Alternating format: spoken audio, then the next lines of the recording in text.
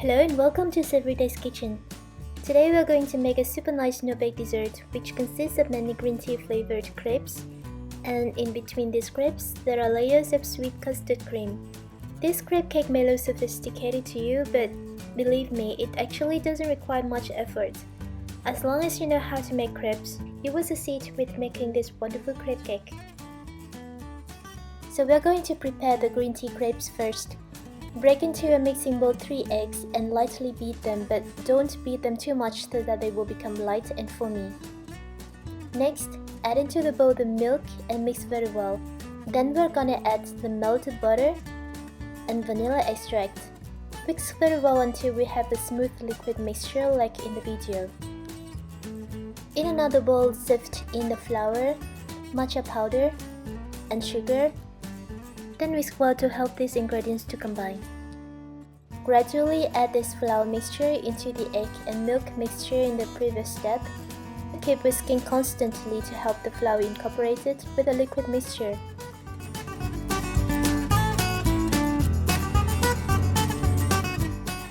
And finally run this batter through a sieve to remove any lumps.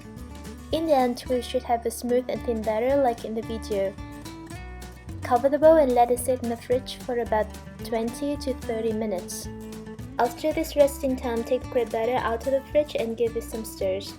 You will find that it becomes a little bit thicker, and if you feel that it's too thick, then feel free to add a little bit more milk to make it thinner.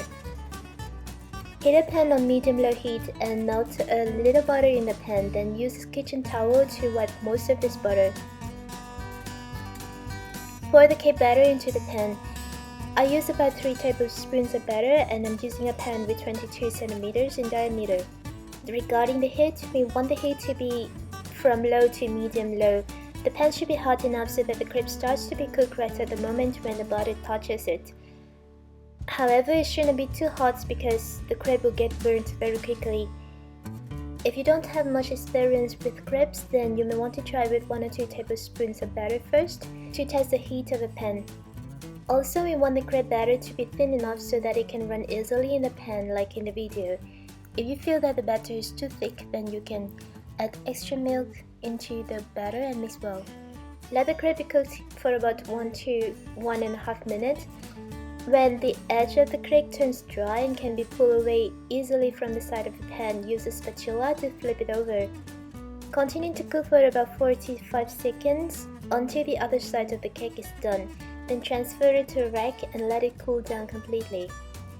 Continue with the rest of the crepe batter, and always stir the batter well before pouring new batches into the pan because the flour might sink into the bottom of the bowl while waiting for the crepe in the pan to be cooked.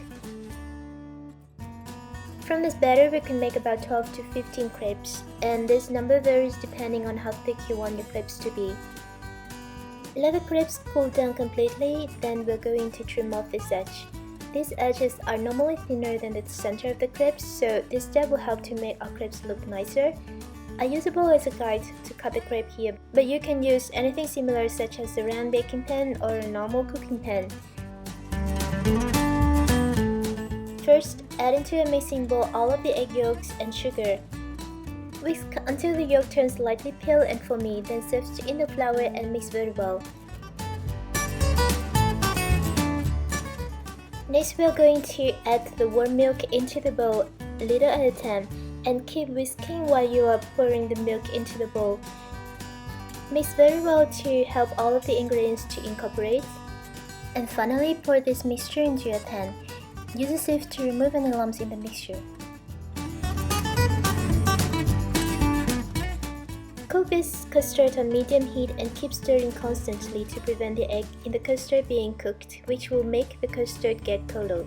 We will remove the pan from heat when the custard turns thick and glossy like in the video, and if we taste the custard, there should be no floury taste.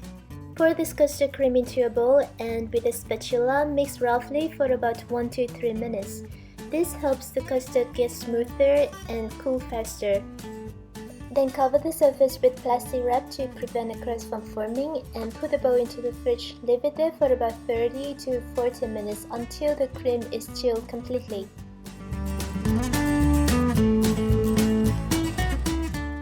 Soak the gelatin leaves with water in about 15 minutes until the gelatin gets soft.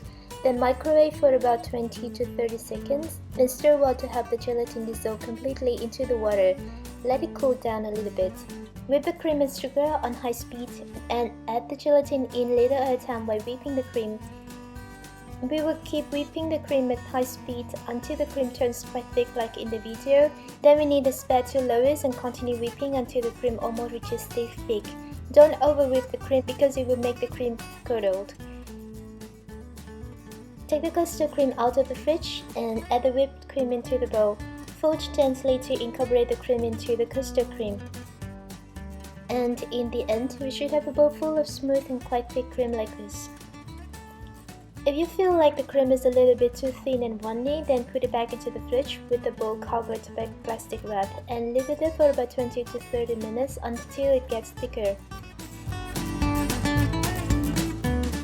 Put the first crepe onto the cake base, then put some pieces of parchment paper under this crepe to prevent the cream sticking to the base.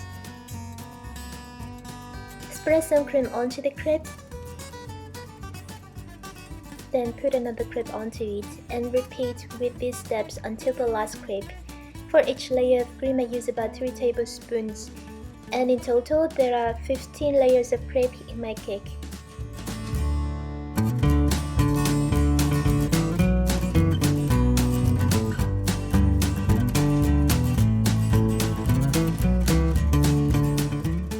So voila, now we have a beautiful crepe cake, and the last step to do is to put this crepe back into the fridge and leave it there for about 2 hours until the cream is completely thickened.